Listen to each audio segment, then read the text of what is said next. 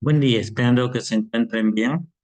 Vamos a conversar en esta oportunidad a propósito de la fecha 2 de abril, el Día Mundial del Autismo, sobre el trastorno del espectro autista. Muy bien, nada, me presento. Mi nombre es Juan Carlos Ocampo, soy médico psiquiatra, especialista en niños y adolescentes. También soy profesor asociado de la Facultad de Medicina de la Universidad Nacional Mayor de San Marcos y me dedico a ver temas del trastorno del desarrollo ya desde hace más de 10 años atrás. Así que quiero compartirles la información que les sea de mucho. Estos son mis. Y a lo largo de esta media hora vamos a tratar de hablar sobre el estado del arte del trastorno del espectro autista. Vamos a tratar de desglosar un poquito de historia, definición clínica. Vamos a ver cómo se evalúa, cómo se diagnóstico. Vamos a ver las importancias de las comorbilidades y el tratamiento. Cómo no, un poco sobre farmacoterapia y las diversas terapias, siempre si una mirada comprensiva sobre las personas que tienen trastorno. Muy bien. Una de las cosas más importantes que nosotros debemos recordar es que no fue fácil llegar al entendimiento de lo que hoy día conocemos como el trastorno del espectro autista.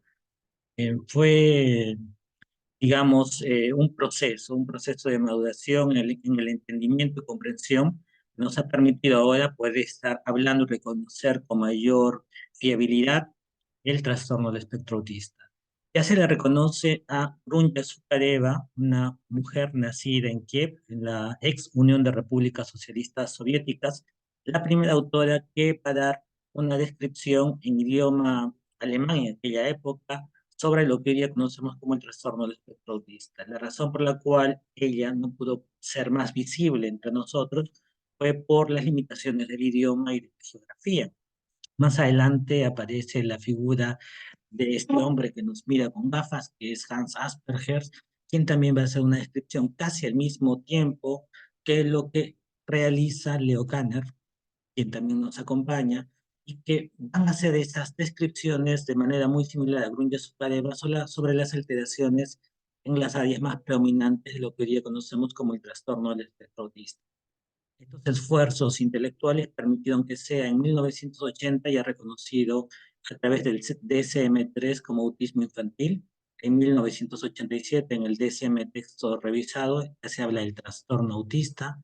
En 1994, en el DSM-4, ya se habla sobre el trastorno del espectro autista dentro de los trastornos generalizados del desarrollo.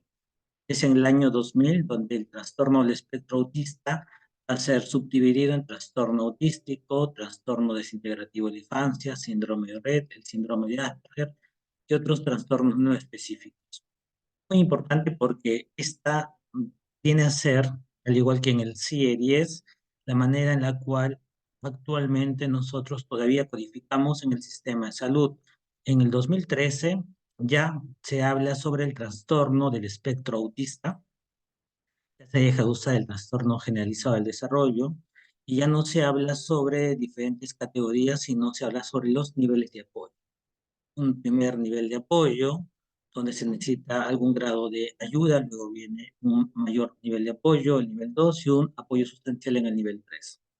Lo cierto es que a lo largo de la historia se ha detectado que las áreas afectadas van a ser dificultades persistentes en la comunicación e interacción social. Por lo tanto, no podemos nosotros hablar de un trastorno del espectro autista si no hay algún grado de afectación en esta área.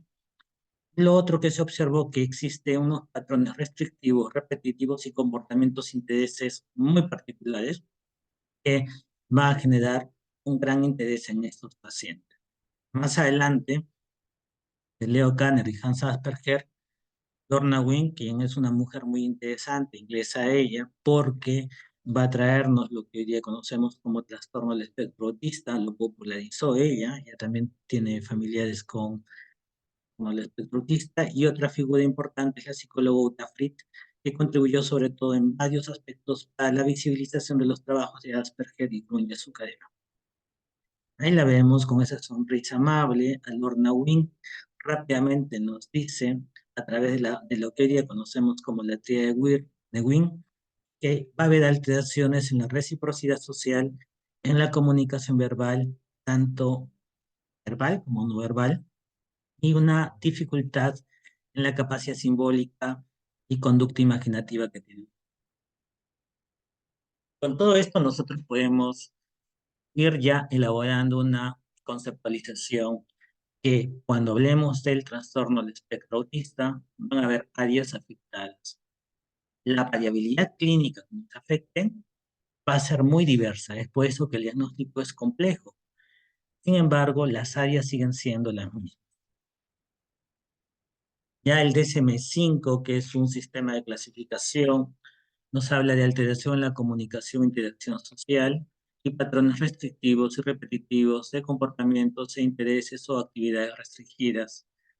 Y finalmente, los síntomas deben estar presentes desde un periodo temprano del desarrollo y tienen que ocasionar algún grado de deterioro social, laboral. Muy bien. Entonces, hasta aquí hemos visto que nosotros estábamos acostumbrados o estamos acostumbrados a tener una mirada categorial del trastorno del espectro autista. ¿Por qué? Porque todavía seguimos hablando del síndrome de Asperger, del trastorno autista o autismo infantil.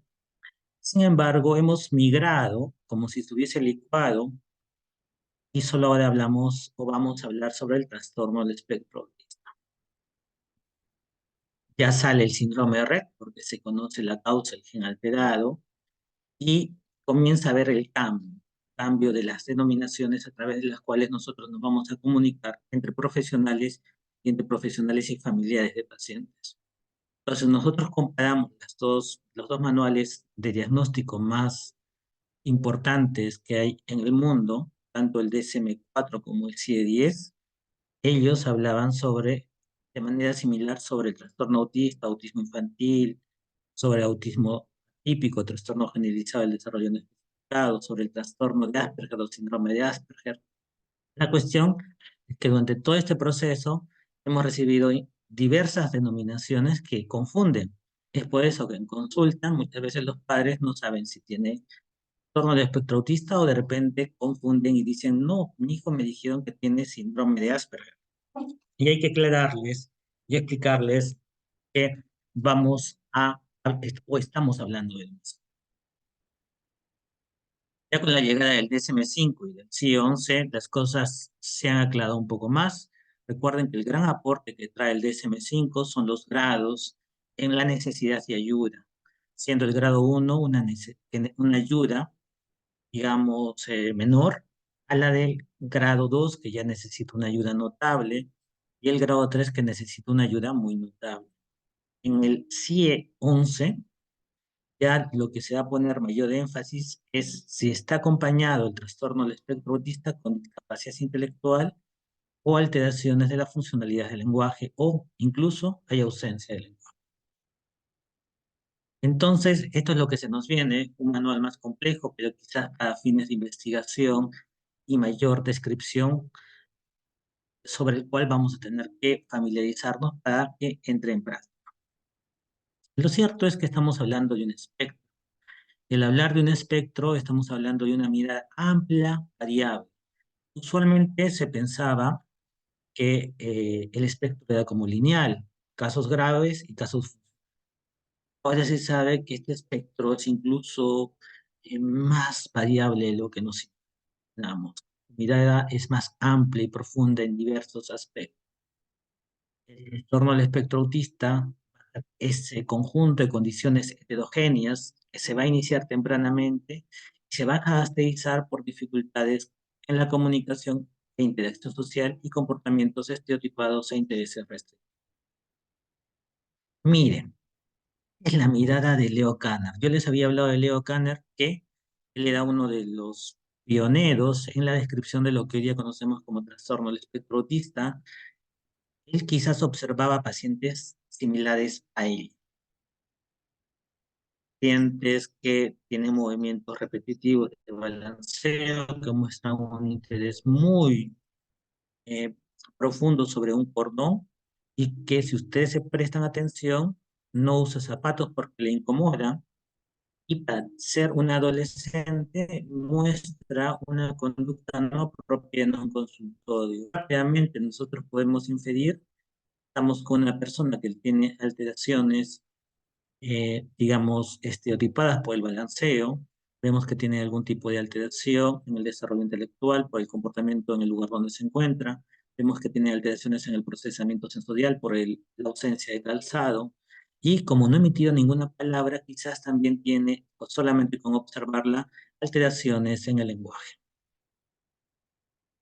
La mirada de Asperger, Hans Asperger, que prácticamente entre 1942 y 1943 hacen las descripciones, casi coincidentemente, podría ser esto.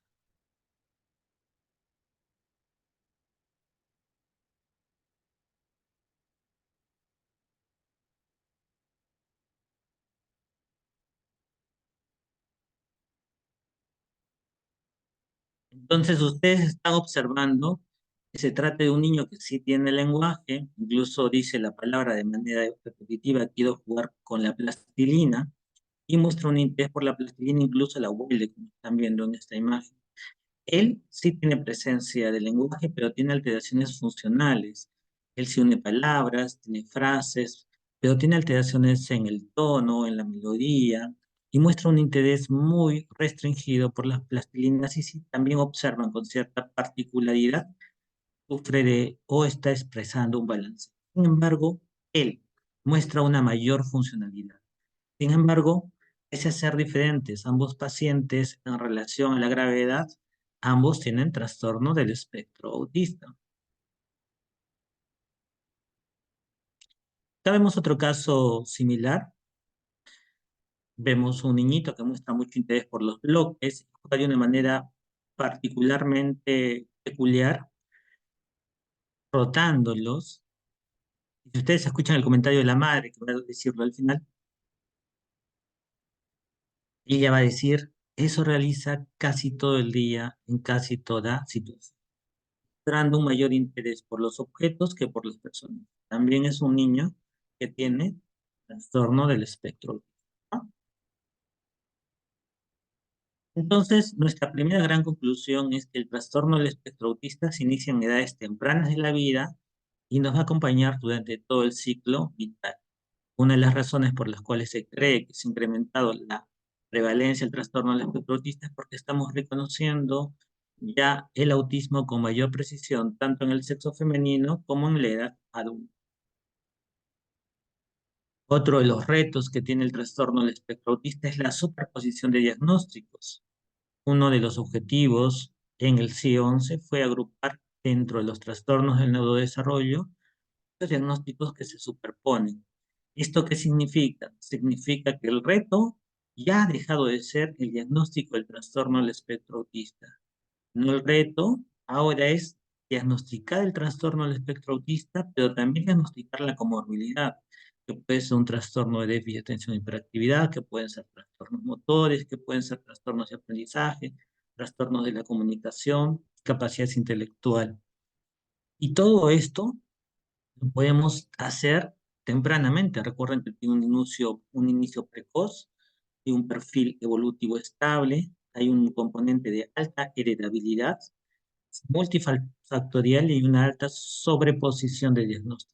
Entonces, el reto ha dejado de ser solamente reconocer el autismo, sino reconocer lo que vendrían a ser las comorbilidades, que en su mayor parte son alteraciones psiquiátricas. Por eso que nosotros, como psiquiatras de niños y adolescentes, prestamos mucha atención a las comorbilidades para hacer un diagnóstico integral que nos permita ayudarlos y trabajar interdisciplinariamente con diversos profesionales dependiendo del caso que ellos requieran. Entonces, acá podemos ver los trastornos mentales y el comportamiento del neurodesarrollo, y ustedes ya pueden comparar las clasificaciones actuales, tanto el DSM-5 como el CIE-11. Siempre va a haber algunos principios, cambios importantes, ¿no? Recuerden que el autismo ha sufrido variaciones, ha dejado de ser una definición estrecha a criterios de diagnóstico amplios, ha dejado de ser una afección rara o relativamente poco común, era una muy frecuente. Yo cuando estudiaba los primeros años de medicina, la presencia del trastorno del espectro autista era un poco frecuente, ¿no? Reconocible, pero ahora es la primera causa en el hospital donde yo trabajo, que es el Hospital Guillermo Almendra de Irigoyen. Ya ha dejado de ser algo que afectaba a los niños, algo que afecta durante toda la vida. Ya no hablamos de un autismo, sino de muchas formas de autismo. Ya no hablamos de solo reconocer el autismo, sino la complejidad y la comorbilidad, que es la norma, entendiéndose por comorbilidad otra condición que afecta también al niño, como las que hemos mencionado. Ejemplo, el trastorno de déficit de atención, la ansiedad, entre otros. Entonces, tenemos todo un reto por delante, y hace que nosotros no olvidemos que este 2 de abril es el Día Mundial de la Concientización del Autismo, e independientemente que estemos dejando de usar el término del síndrome o trastorno de Asperger, el 18 de febrero es el Día Internacional que también es reconocido. Tenemos un marco legal, recordar que hay leyes como la 31050 que es aprobada en el año 2014, que es la Ley de Protección de las Personas con Trastorno del Espectro Autista. Esta tiene su marco legal y normativo, acompañada ya de un reglamento. En este marco legal y normativo han intervenido el Ministerio de la Mujer y Poblaciones Vulnerables, el Ministerio de Salud, el Ministerio de Educación, el Ministerio de Desarrollo e Inclusión Social, el Ministerio de Trabajo, el Ministerio de Transporte y Comunicaciones, gobiernos regionales y locales. Por lo tanto, esto debe ser una tarea de muchos sectores y de muchos profesionales. ¿Por qué? Porque al final lo que tenemos que hacer es proteger y cuidar la salud. Siempre los retos en estas intervenciones va a ser la detección temprana. Actualmente se entiende por detección temprana antes de los 3 años. Intervenciones integrales oportunas. Integrales significa que no solo hay que pensar en la deficiencia, sino en las condiciones de mejora. Hay que generar salud. Entonces, seguramente eso es fundamental. Y que siempre vamos a pensar en mejorar la calidad de vida y el funcionamiento. En el tamizaje podemos participar todos. Hay una serie de escalas. Las escalas son instrumentos que nos permiten a nosotros, muchas veces personas no relacionadas con el sector salud, reconocer lo que observamos y a través de eso alertar a los especialistas para poder brindarle una atención oportuna. Entonces, en la vigilancia podemos participar todos, y lo ideal sería que sea desde el CRED, que es el programa que realiza el servicio de enfermería durante el crecimiento y desarrollo. Y hay que tratar de intervenir lo más precoz posible.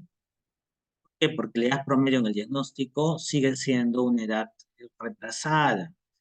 Lo ideal sería diagnosticarlo antes de los 18 meses, porque ahí el impacto de la ayuda es muy importante. Sin embargo, se está diagnosticando alrededor de los 5 años. Estamos hablando de que se deja de actuar de manera eficaz y diligente por casi 3 años. Y eso en los buenos lugares donde realizan algunas intervenciones. Entonces hay un compromiso moral y ético en relación a un diagnóstico temprano. Como les dije, en la vigilancia participamos todos los profesionales. ¿Por qué? Porque podemos nosotros detectar señales de alarma. Y las señales de alarma van a ser conductas peculiares que pueden ser eh, comportamientos desde que no miran, tienen una mirada fija, desde que no sonríen o tienen una sonrisa congelada, desde que son poco reactivos en reacción al entorno o son hiperreactivos, de que son o tienen alteración en la aparición del lenguaje. Algunos niños suelen tener ausencia de balbuceo. Otros cuando tienen lenguaje, cuando tienen la primera palabra, que generalmente ocurre entre el año y 2 meses, año 5 meses, a veces el desarrollo de su lenguaje es lento o incluso regresiona. Esa es una banderita roja que es importante detectar, que podría tratarse de un niño con trastorno del espectro autista, porque suelen prestar mayor interés a los objetos que las personas, porque tienen dificultades para iniciar relaciones de reciprocidad social. Ellos tienen una indiferencia entre el entorno, parecen como medio sobrados. Entonces son muchas alarmas que nosotros podemos detectar tempranamente para que sea evaluado por un especialista. El diagnóstico, nosotros necesitamos hacer una adecuada historia clínica. El diagnóstico es clínico, se necesita una historia clínica. En algunos casos se solicitará exámenes de imágenes o electroencefalograma, tomografía, resonancia, etcétera. Sin embargo, el diagnóstico se basa en la observación y en la elaboración de una historia clínica. Pedir exámenes cuando no corresponden encarece la atención y puede perjudicar a la familia porque no va a tener recursos para realizar la ayuda efectiva. Por lo tanto, los exámenes deben de ser pedidos cuando exista una duda razonable que justifique la acción. Entonces vamos a tener que entrenarnos en la entrevista y en la observación, también hacer un examen físico, porque esto tiene una alta frecuencia de tener alteraciones genéticas que se pueden observar a través de alteraciones del rostro, que se llama dimorfismo facial, presentación de alteraciones en la piel, incluso tenemos que pedir exámenes de sangre porque suele presentar alteraciones laboratoriales que si nosotros realizamos una evaluación integral, como dice este circulito del medio, podemos prevenir muchas de las complicaciones a futuro. También hay instrumentos de evaluación. Los instrumentos de evaluación como el ADR, la 2.2, que son muy buenos, son apoyo al diagnóstico. ¿Esto qué significa? Que y solo no hacen diagnóstico. Tienen que ser interpretados en el marco de la elaboración de la historia clínica. Son instrumentos de apoyo al diagnóstico. Muy bien, entonces el cuadro clínico es muy heterogéneo. Hay algunos niñitos que ante la ausencia del lenguaje indican sus necesidades llevando las manos de los padres o de los familiares, suelen reírse sin motivo, algunos presentan pataletas o suelen presentar una tristeza sin causa aparente. Algunos en los primeros años no responden al llamado, padeciendo sorditos, incluso viendo la necesidad de hacerles potenciales evocados auditivos. Suelen tener dificultades, esto evoluciona a veces favorablemente, pero suelen tener dificultades en hacer contacto visual, suelen como mirar al vacío. No tienen lenguaje y si lo tienen presentan alteraciones en muchos de los casos, sobre todo los casos de mayor nivel de necesidad de apoyo. Suelen tener dificultades para relacionarse con otras personas, a veces son muy hiperactivos, a veces muy pasivos, a veces muestran un apego inusual sobre objetos, que ellos llevan a toda parte, presentan las clásicas conductas motoras repetitivas o movimientos estereotipados, y en esto hay una gran variabilidad de conductas motoras repetitivas. Vendría a ser el aleteo, pero existe el balanceo, el palmeteo, existe el mirar los deditos, etc. Suelen presentar aparente insensibilidad al dolor, suelen tener un alto umbral del dolor, no sienten temor a veces a los peligros y resistencia a los cambios. Entonces, acá el mensaje es que la clínica es muy variable. Tenemos que nosotros, tanto al de salud como los padres, aprender a saber observar. Como les dije, este es un trastorno que se ha incrementado en su prevalencia. Digamos, la Organización Mundial de Salud nos habla de 72 en cada 10.000, sin embargo, estamos hablando de que en algunos estudios, de algunas revisiones sistemáticas, se habla de 100 de cada 10.000, o sea, uno de cada 100 niños podría tener trastorno del espectro autista, ¿no? Esta prevalencia se ha incrementado porque principalmente ahora lo reconocemos más, porque han cambiado los criterios y porque se reconoce más en las mujeres y en las personas adultas. El CONADIS es importante recordar que los niños que tienen trastorno del espectro autista tienen el derecho de tener su carnet del CONADIS que les va a permitir de alguna manera luchar contra la discriminación, el estigma y el prejuicio. Es una población vulnerable, en algunos casos con mucha vulnerabilidad, que es bueno registrarlos y apoyarlos porque les va a brindar un sistema de protección. Las comorbilidades, como les había hablado, son altas y son frecuentes. La regla es la comorbilidad. El reto no es solamente diagnosticar el trastorno del espectro autista, sino las comorbilidades. Y para diagnosticar las comorbilidades tiene que tener mucha experiencia. Eso yo recomiendo que sean vistos por muchos profesionales, dentro de ellos el psiquiatra de niños y adolescentes, que va a tener una amplia experiencia y experticia en el reconocimiento de los trastornos eh, que pudiesen afectar, pero que se parecen mucho, ¿no? Ejemplo, como los trastornos de ansiedad, los trastornos de conducta, los trastornos de déficit de hiperactividad. A veces suelen tener también estos niñitos alteraciones en el desarrollo intelectual. También hay alteraciones muy frecuentes como la constipación, como el insomnio. En algún grupo también hay epilepsia o hay, digamos, alteraciones en el electroencefalograma. Por lo tanto, necesitamos ser o trabajar interdisciplinariamente diversos profesionales. Ahí están observando un niñito que no solamente tiene trastorno del espectro autista, sino que muestra una conducta hiperactiva.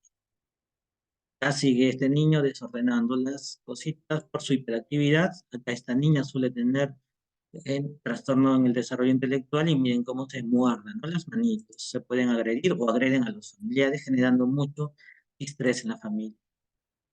Sin embargo, nuestra práctica cuando trabajamos con niños con trastorno del espectro autista tiene que ser guiada por principios y los principios tienen que ser claros.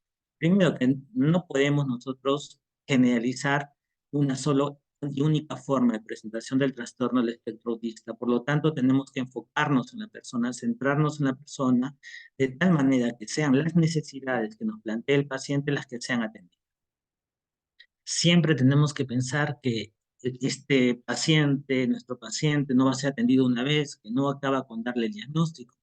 Por eso que nosotros acompañamos durante todo este proceso, porque sabemos que la clínica del trastorno del espectro autista va a variar cuando tiene 2 años, 3 años, 5 años, cuando ingresa a la pubertad, cuando entra a la adolescencia, cuando se vuelve adulto.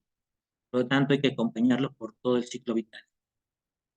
Vamos a poner énfasis en la calidad de vida, que significa no solamente pensar en las terapias, sino pensar en su bienestar emocional, en su bienestar material, puesto que tenemos que ser muy responsables cuando solicitamos exámenes, porque si afectamos la economía del paciente, también podría generar algún tipo de brecha en la atención, oportunamente en otros aspectos, ¿no? Siempre va a ser bajo el enfoque biopsicosocial. Recuerden que esto no solamente afecta la dimensión psicológica, no solamente afecta la dimensión social, no solamente afecta la dimensión biológica. Tenemos que evaluar en algunos pacientes la dimensión biológica estará más afectada, digamos en uno que tiene una alteración genética. En algunos la dimensión psicológica estará más afectada, ¿no? En otros la dimensión social. Por lo tanto, siempre nuestra mirada tiene que ser con un enfoque integral biopsicosocial. Siempre tenemos que nosotros adecuar la educación. Hay una serie de estrategias, de programas, los sistemas aumentativos de la comunicación, crear ambientes estimulantes. Porque recuerden que un niño que tiene trastorno del espectro autista podría, en casos graves, tener alteraciones en el lenguaje y quizás no podamos ayudarlos en ese aspecto, pero sí tenemos que ayudarlos a que comuniquen. Ese es un reto que tenemos en nuestras intervenciones. Quizás no lo vayan a hacer de manera verbal, pero sí pueden comunicar y en eso tenemos que trabajar. Finalmente, hay muchos que se pueden incluir en diversos trabajos. Tenemos grandes personalidades que tienen trastorno del espectro autista y son personalidades muy famosas, muy prestigiosas. Tenemos que tener una mirada eh, que sea más natural, más amigable, más comprensiva. Y nuestras decisiones clínicas tienen que ser basadas en la evidencia. Padres de familia que tienen hijos con trastorno del espectro autista experimentan seguramente por la necesidad de ayudar a sus hijos muchos tratamientos que no gozan de evidencia científica. Por lo tanto, tenemos que ir donde profesionales serios que nos hablen con la verdad y nos permitan a nosotros superar estas dificultades. Finalmente existe el tratamiento farmacológico y el tratamiento farmacológico es muy importante porque va a constituir una ayuda y nos va a permitir a nosotros presentar un adecuado tratamiento de manera integral cuando corresponda. Entonces, sobre el tratamiento farmacológico podríamos hablar muchas cosas, pero seguramente lo haremos en otra oportunidad. Bueno, quiero terminar esta presentación diciéndoles que toda relación humana comienza con una en contra, que es la lucha por proteger al propio yo, como lo dice Carlos Alberto Seguín, uno de los padres de la psiquiatría peruana, que si se logra superar esa en contra, se habrá producido el encuentro, que no puede ser distinto el amor. Y es lo que necesitan nuestros niños en este 2 de abril, el Día de la Concientización del Autismo, amor, comprensión. Muchas gracias.